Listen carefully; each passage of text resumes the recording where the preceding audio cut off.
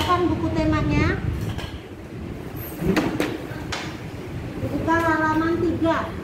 Yang waktu hari Senin kalau nggak salah udah pernah kalian baca.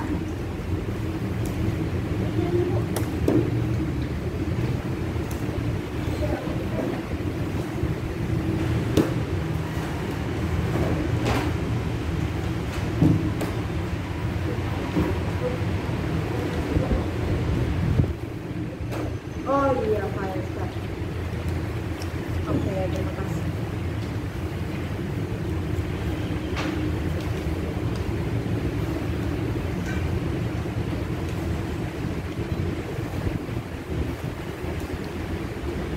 Sudah dibuka halaman 3? Sudah. Tentang ekosistem ya. Kita akan mereview lagi sedikit materi tentang ekosistem. Coba dibaca dulu. Ya, boleh deh Umar ya. Paragraf pertama yang kencang suaranya. Ekosistem. Semua makhluk hidup memerlukan lingkungan tertentu untuk memenuhi kebutuhannya. Lingkungan adalah segala sesuatu yang berada di sekitar makhluk hidup. Semua lingkungan terdiri atas bagian yang hidup biotik dan bagian tak hidup yaitu abiotik. Bagian yang hidup di sebuah lingkungan terdiri atas tumbuhan, hewan, dan makhluk hidup lainnya.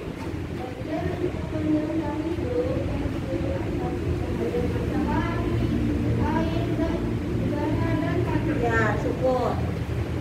Sampai di sini kita bisa menangkap ya bahwa setiap makhluk hidup itu kan pasti tinggal di dalam suatu lingkungan ya.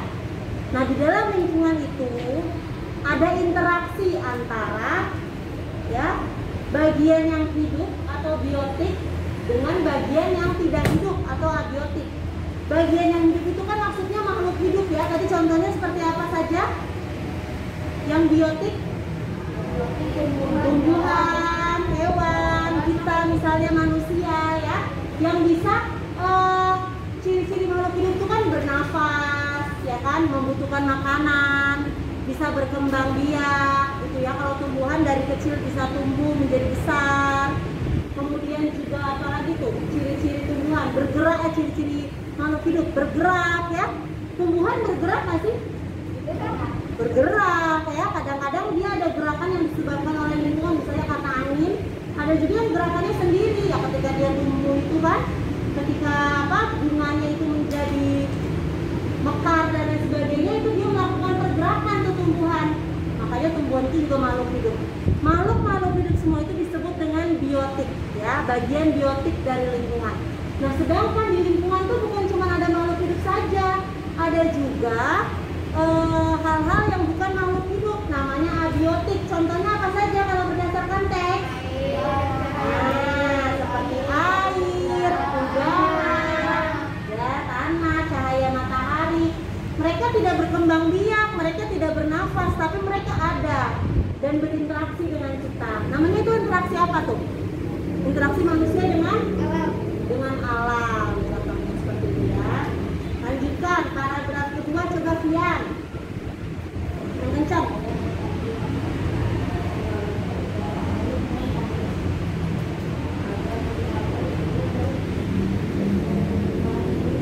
Gedein lagi suaranya.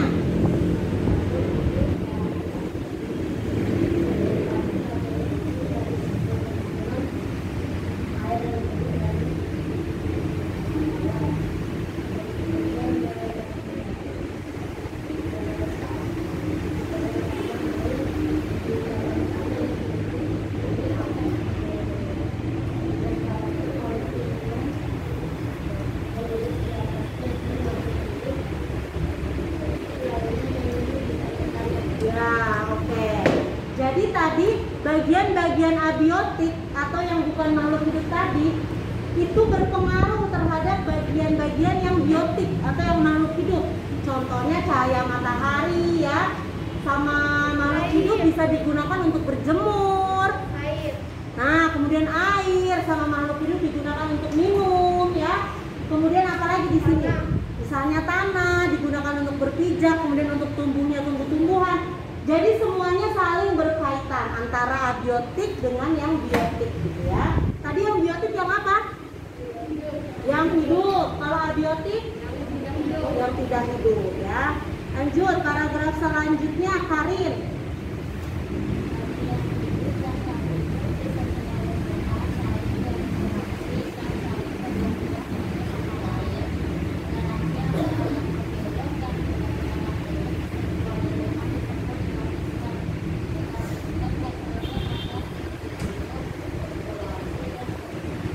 Nah, masuklah kita ke dalam inti teksnya. Ketika di dalam sebuah lingkungan ya, ada tadi namanya interaksi antara yang abiotik dengan yang biotik. Ketika berinteraksi kan bukan cuma kayak ngobrol-ngobrol, bukan ya. Tadi kayak makhluk hidup meminum air, makhluk hidup merasakan cahaya matahari, itu namanya interaksi ya.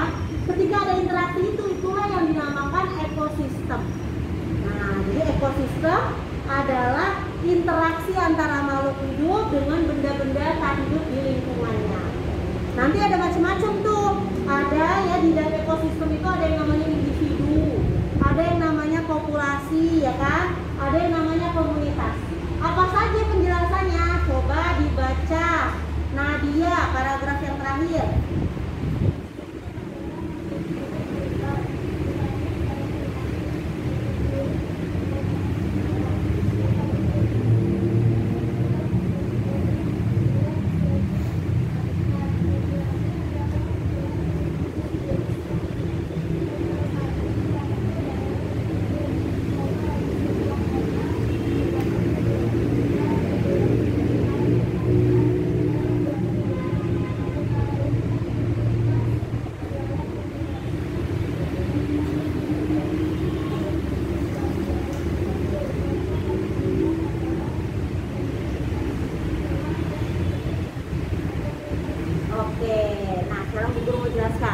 Jadi di dalam suatu lingkungan ya, lingkungan ekosistem, di situ ada individu, kemudian nanti ada populasi ya. Nah, ada populasi, kemudian ada komunitas. Individu itu bagian paling kecil. Satu, misalnya nih Umar doang, itu namanya individu. Di dalam hutan gitu ya, ada rusa, satu ekor rusa, itu namanya individu. Nah, ketika rusa-rusa itu berkumpul sesama rusa ya, jadi ada segerombolan misalnya 5 atau 10 rusa, itu jadinya apa disebutnya? Nah, ketika sesama individu itu berkumpul, itu adalah populasi ya. Tapi nggak campur, nggak ya, ada rusa, ada gajah, ada enggak, dia satu kesamaan. Ya, misalnya Umar nih manusia, ini kita berkumpul jadi satu. Nah, itu namanya populasi. Tapi kalau udah sendiri-sendiri, itu namanya individu. Nah, kemudian kelompok-kelompok populasi tadi ketika bergabung gitu ya dalam suatu lingkungan, jadi di sini ada sekelompok ikan ya, populasi ikan. Di sini ada populasi gajah misalnya di sebuah hutan. Nah, populasi-populasi itu ada beberapa, semuanya kita sebut dengan apa? Komunitas. Misalnya ikan, gajah, rusa itu ada di hutan misalnya. Nah, itu kita sebut komunitas hutan. Ya, jadi lebih besar lagi. Komunitas adalah kumpulan populasi-populasi. Sedangkan kalau populasi kumpulan apa? Individu. Ya, jadi individu satu berkumpul jadi populasi. Populasi-populasi berkumpul jadi komunitas. Nah, itulah yang ada di dalam ekosistem. Sekarang coba kita lihat gambar ini ya. Lihat gambarnya ya. Ini contoh sebuah ekosistem ya. Sebuah ekosistem. Di sini ada, coba kita lihat. Yang bagian biotiknya ada apa saja di sini? Bagian biotik. Ya pohon, betul ya, pohon kan tumbuhan. Rusa, apa lagi? Ada kelinci ya. Ada musang, ada kancil. Mana kancil? Mana kancil? Oh, ini kancil. Ada kupu-kupu ya. Ada bunga, jamur, rumput-rumputan. Itu bagian biotik atau yang makhluk hidup. abiotiknya apa saja? Nah, ada air. Ada apa lagi? Mungkin udara yang mereka hirup ya. Tanah-tanahnya ini, batu-batuan. Nah ya, itu bagian abiotiknya. Sudah, sampai sini paham ya? Bedanya biotik dengan abiotik. Sekarang Bu Guru tanya, individu, coba di sini ada individu apa saja? Seekor kelinci, ya satu ya, seekor kelinci. Ini dia kita sebut individu. Apalagi?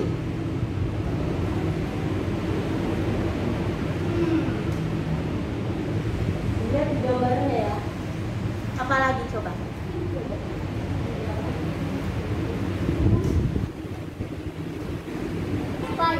Tupai juga nih, seekor tupai. Oke, betul. Ada lagi? Banyak sebenarnya, mereka semua kan sebenarnya individu-individu, ya kan? Walaupun misalnya di sini ada pohon cemaranya ada 3 nih, tapi kalau kita menunjukkan satu, sebuah pohon cemara jadinya tetap individu, ya kan? Tapi ketika kita bilang nih ada sekelompok pohon cemara ada 3 nih, kita sebutnya apa?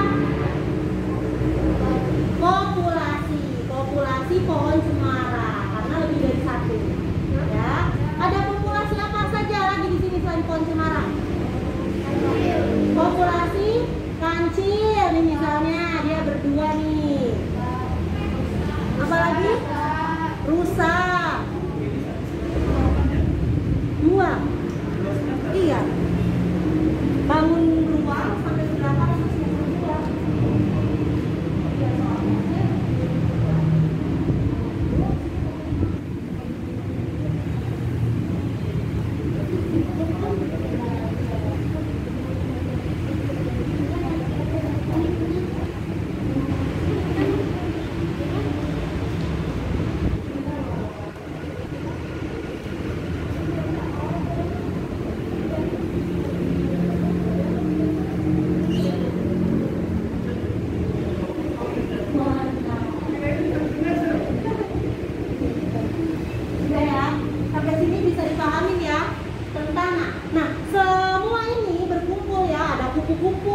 Populasi kupu-kupu, mungkin ada populasi jamur, ya.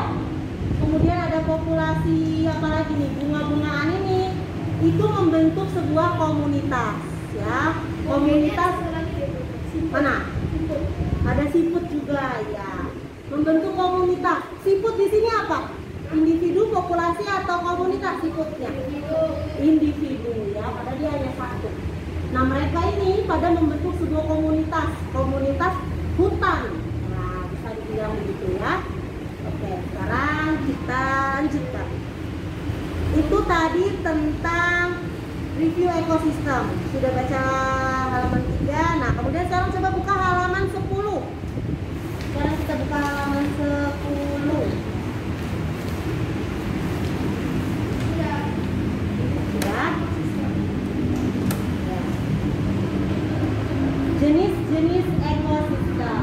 Ya, sekarang Bu Guru mau Sadik coba baca ya.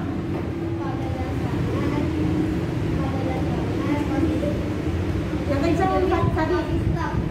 Pada dasarnya ekosistem yang ada di dunia bagi dan dua, yaitu ekosistem alami dan ekosistem buatan. Ekosistem alami terdiri atas ekosistem air dan ekosistem darat. Ekosistem air terdiri atas ekosistem air-air dan ekosistem air akhir. Ekosistem darat terdiri atas ekosistem ikan, habitat rumput, ada pasir, mineral, dan taubat. Ekosistem buatan merupakan ekosistem yang digunakan manusia untuk memenuhi kebutuhan manusia. Sawah dan lingkungan merupakan juga suatu ekosistem buatan. Ya. Jadi kita tadi sudah belajar sekilas tentang ekosistem. Ternyata ekosistem itu juga banyak lagi macamnya, ya. Ada yang buatan, ada yang satu lagi alami. Apa tadi yang alami? Alami contohnya ada air. Dilihat teksnya.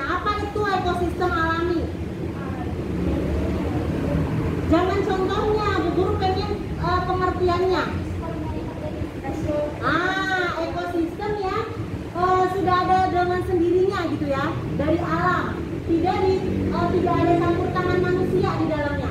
Memang sudah ciptaannya Allah, ya.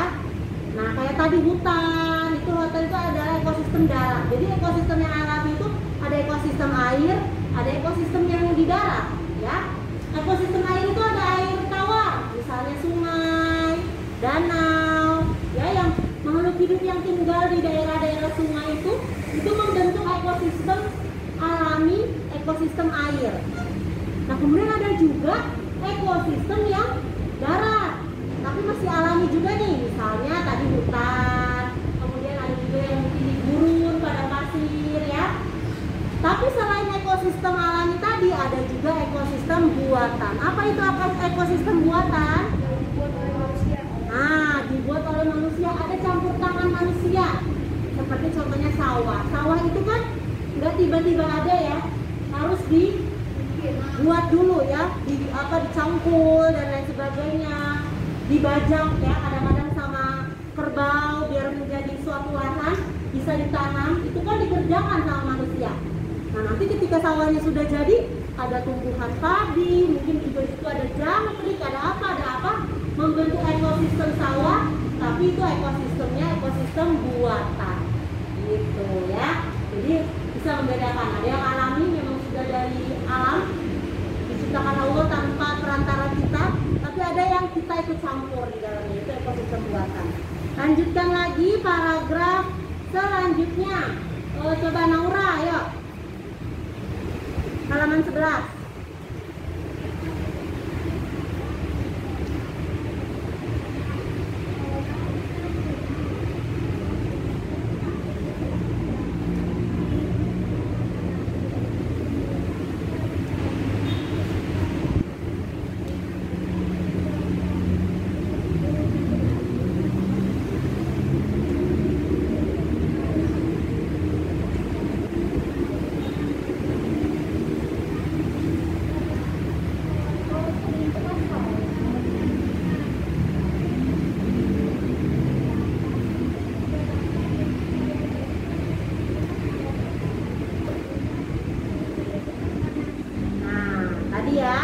Ekosistem air tawar yang contohnya danau, kolam, dan sungai. Jadi yang hidup di situ adalah ikan-ikan air tawar. Ada yang tahu coba contoh ikan air tawar apa? Cupang, iya. Dia bukan tinggal di laut kan? Apalagi lele, ya. Yang tidak ada di laut yaitu berarti ikan air tawar. Mujair, memang ada mujair di laut. Kalau misalnya hiu gitu, ikan tawar atau ikan air laut? Laut ya.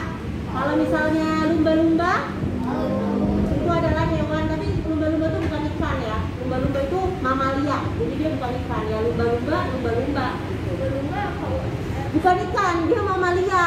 Kan lumba-lumba melahirkan, ya kan? Dia tidak seperti ikan yang bertelur, berkembang biaknya. Lumba-lumba, paus itu adalah hewan mamalia air. Ya, jadi dia bukan ikan. Ya, namanya mamalia air. Oke, jadi itu. Kemudian ada juga ekosistem laut. Kalau ekosistem laut yang kemudian ada ikan pari dan lain sebagainya. Sekarang kita akan lihat contohnya. Nah, ini yang akan kita pelajari hari ini sebenarnya ya, tentang paragraf dan takson fiksi, hewan-hewan yang termasuk golongan karnivora, herbivora, dan omnivora. Nanti kita akan bahas juga. Ciri-ciri perilaku kita sudah pernah. Nanti terakhir kita akan mengulang materi matematika. Ya, mungkin gak lama ya, pokoknya kalau kita ada waktu kita akan bahas. Nah, sekarang kita tadi sudah baca halaman 10 sampai 12, belum sampai 12, tapi kita akan lihat dulu beberapa contoh. Nah, ini contoh ekosistem air tawar. Tertutup sama buku ya. Nah, ini contoh ekosistem air tawar ya. Jadi ya seperti ini bayangannya, kira-kira ini daerah sungai. Di situ ada kura-kura, ada siput juga ya. Kemudian di daratnya gitu kan ada apa namanya hewan-hewan. Tapi ekosistem air tawar tuh berarti yang tinggalnya di airnya ya, bukan di daratnya. Mungkin ini ada ikan apa sih? Ikan mujair kali ya, atau ikan apa sih? Ini ada bebek, ada kura-kura, ada cacing. Ya. Ini ada gambaran ekosistem air tawar. Sekarang kita akan lihat ekosistem air asin atau air laut.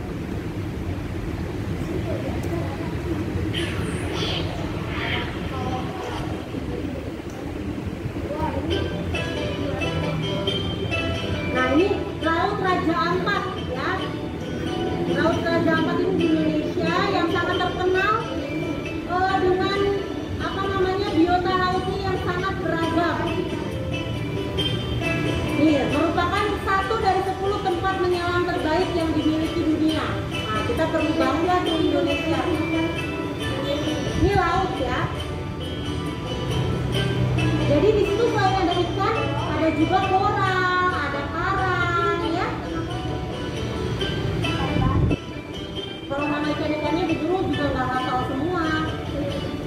Kan banyak sekali macamnya. Paling ini tahu hiu. Nah, dan mereka berkelompok jadi yang membentuk suatu populasi, biasanya ikan-ikan hiu. Nah, ini populasi ikan apa gitu ya.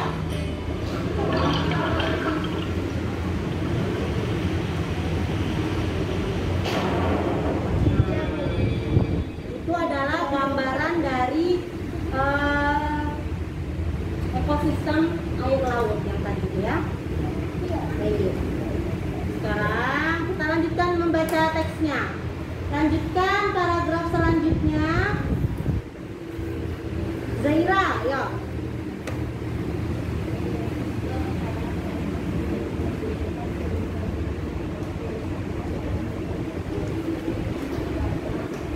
Kencangin lagi suaranya Zaira.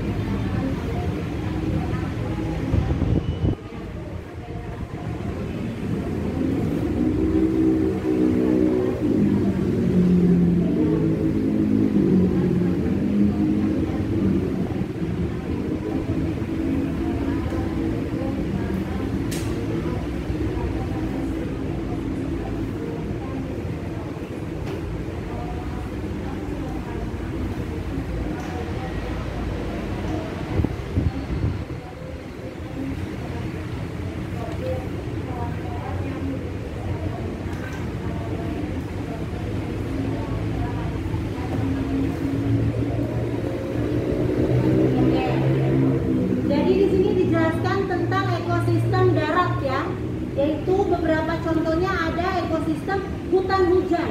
Indonesia ini merupakan negara yang memiliki hutan hujan yang paling banyak juga. Nah, di dalam hutan hujan itu biasanya apa tadi hewan-hewannya? Ada hewan apa saja? Hah? Hutan hujan. Ada kera, apa lagi? Burung, badak, harimau ya. Dan hutan hujan itu biasanya hutannya rimbun, kemudian lembab, tumbuhannya juga besar-besar. Gitu ya, yang apa namanya? Kayu-kayu pohonnya itu besar-besar. Ada contohnya kayak sini. Nah, tapi di sini nggak ada gambar hewan-hewannya. Ini contoh hutan hujan. Bayangin ya kalau kita ada di dalam sini. Di situ biasanya memang lebih lembab, banyak lumut-lumut, kemudian hijau hutannya. Nah, tapi ini harus kita jaga karena kalau nggak dijaga, ditebang terus dan lain sebagainya, tidak reboisasi, maka hutan-hutan hujan ini lama-lama bisa hilang, bisa habis. Sedangkan hutan itu kan paru-paru dunia ya, dan di situ banyak oksigen yang dikeluarkan tumbuhan sehingga membantu kita juga untuk bernafas dengan segar. Bayangin kalau digabat habis, lama-lama diganti gedung-gedung, semakin panas, semakin sesak kita bernafasnya. Ya, makanya perlu kita merawat dan melestarikan. Gimana Umar? Serem ya? Ya, memang seperti ini hutan hujan tuh dia lebih rimbun seperti itu. Contoh hutan hujan.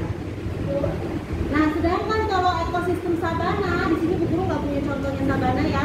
Sabana itu tempatnya tidak selembab ini, ya, jadi dia tidak selembab ini. Lanjutkan lagi paragraf selanjutnya, Faisya, yo halaman 12. Ekosistem pada Lombok memiliki curah hujan yang lebih rendah dibandingkan dengan ekosistem sabana. Gunungan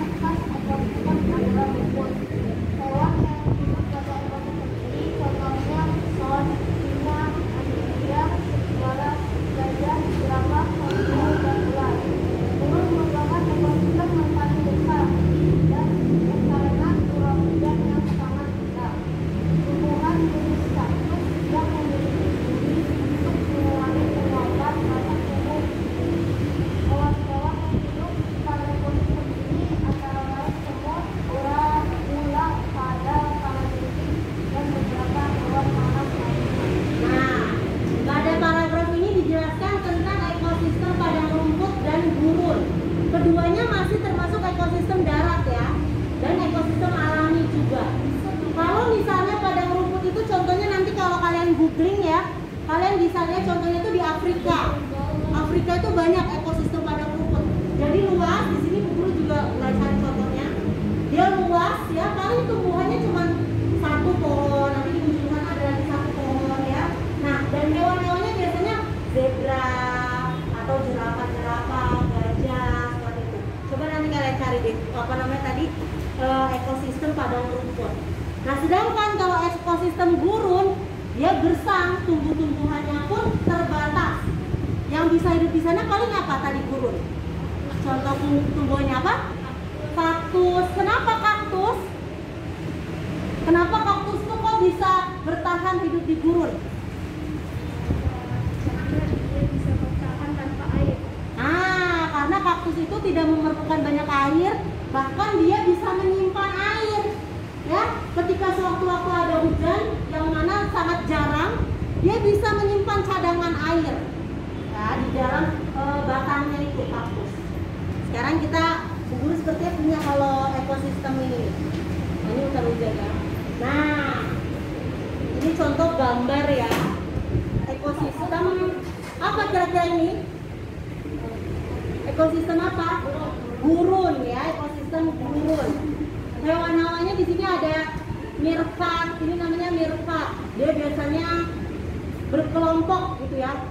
Gak pernah sendirian si mirkat ini. Biasanya dia ada tinggalnya di lubang-lubang gitu, di lubang-lubang di gurun ini. Oh, lubang bawah. Iya, dia suka masuk-masuk ke dalam menggali-gali gitu.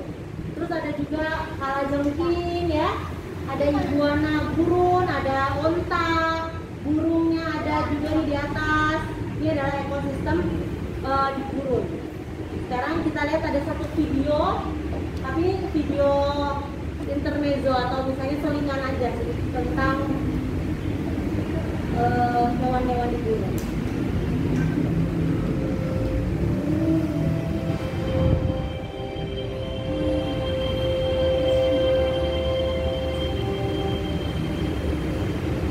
Nah, ini mirip patung.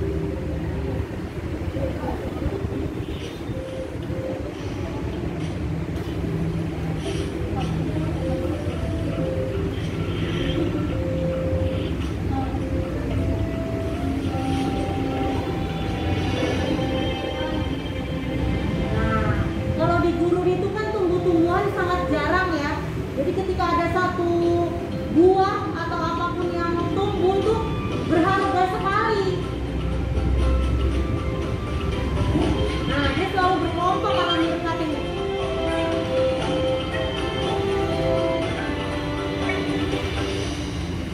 Nah, ini sangat berharga banget nih tumbuh satu ini, karena sangat jarang kalau di gurun.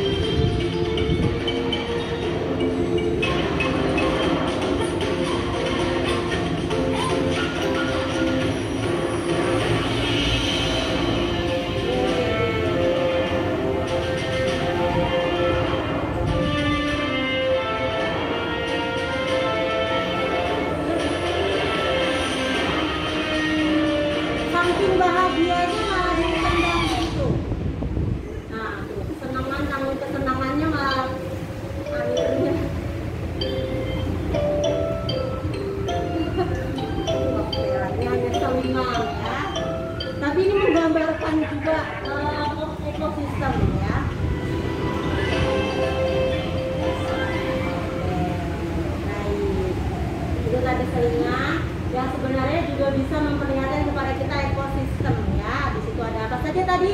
Ada meerkat, ada apa? Ada burung elangnya, kemudian ada beberapa tumbuhan juga ya.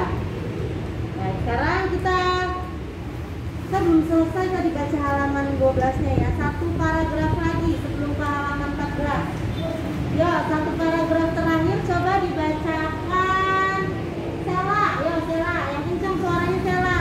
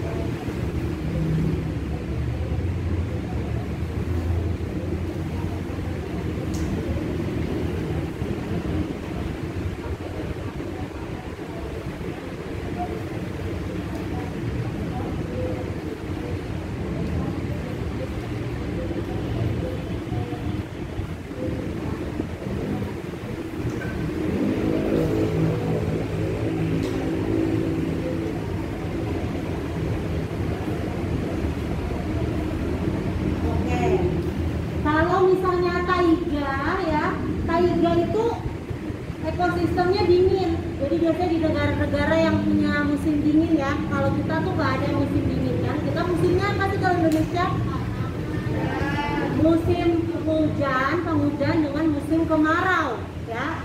Kalau musim panas kita musim kemarau dengan musim penghujan, itu dua aja. Tapi kalau di negara-negara Eropa misalnya atau di Jepang gitu ya, dia punya 4 musim. Apa saja? Musim panas, musim dingin, salju itu musim dingin, terus apa lagi? Tidak. Musim hujan itu masuknya ya ketika mereka mungkin dia bukan musim, ketika hujan itu ya hujan aja, tapi bukan sebuah musim. Musim panas, musim dingin, musim gugur ya, musim gugur, dan yang terakhir musim semi. Jadi dia biasanya nanti musim panas, habis itu mulai musim gugur ya. Kalau gugur tuh berarti mau musim dingin. Nah, nanti selesai musim dingin, musim semi. Musim semi itu bunga-bunga mulai bermekaran lagi, mulai tumbuh-tumbuh lagi. Habis itu musim panas lagi dan seterusnya. Nah, taiga gimana? Kalau di Indonesia kenapa nggak ada musim dingin? Karena memang letak astronomis dan geografis pada dunianya itu tidak memungkinkan kita punya musim-musim seperti itu. Ya, berdasarkan letak negara Indonesia di dalam dunianya ya, globalnya, itu kita hanya memungkinkan punya 2 musim saja. Seperti itu. Nah, kalau taiga dan tundra yang tadi sudah dibaca oleh Sela itu ada di daerah-daerah dingin. Tundra lebih dingin lagi daripada taiga. Tundra itu benar-benar yang sangat dingin. Kalau taiga contohnya yang kita lihat di awal tadi ya. Mana? Nah, ini nih. Di situ kan ada cemara. Ya, pohon-pohonnya, kemudian juga dingin. Kira-kira ini taiga. Walaupun mungkin bisa juga tundra, tapi tundra itu sebenarnya lebih dingin daripada ini. Ya. Ini adalah beberapa contoh ya ekosistem. Sekarang kita lihat ke halaman 14.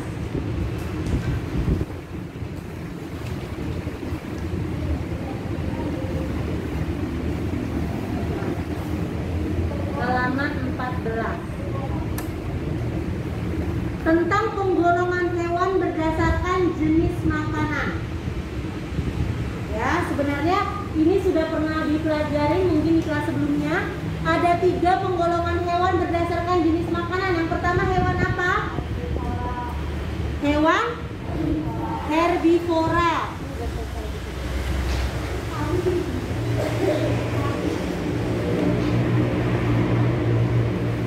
Yang pertama ada herbivora. Makanan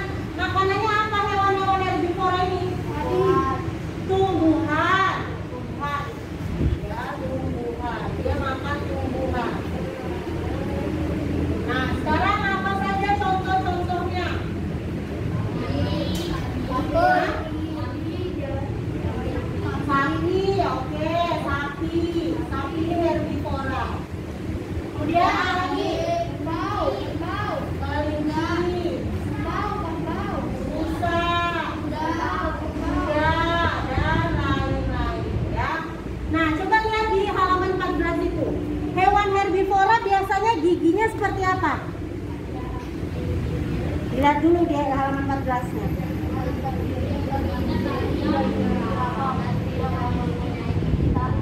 Nah, dia tidak punya gigi taring, itu yang paling utama. Karena gigi taring itu, tahu ya gigi taring ya? Misalnya gigi, gimana sih kalau itu? Nah, yang giginya apa tajam gitulah. Itu gigi taring. Gunanya untuk merobek. Ya, gigi taring itu untuk merobek. Kira-kira kalau hewan yang makannya rumput, makannya berdaun-daunan, perlu nggak gigi taring? Tidak, makanya Allah itu sudah menciptakan itu sesuai. Ini hewan makanannya tumbuhan, ya nggak perlu dikasih gigi taring, nggak berguna gigi taringnya, ya. Jadi hewan-hewan herbivora itu tidak punya gigi taring. Nah, kira-kira gigi taring seperti ini dimiliki oleh hewan pemakan apa? Pemakan daging atau kita sebut karnivora yang kedua. Karnivora. Ya, karnivora. Dia makannya daging. Ya, contohnya apa saja? Serigala. Nah, lagi.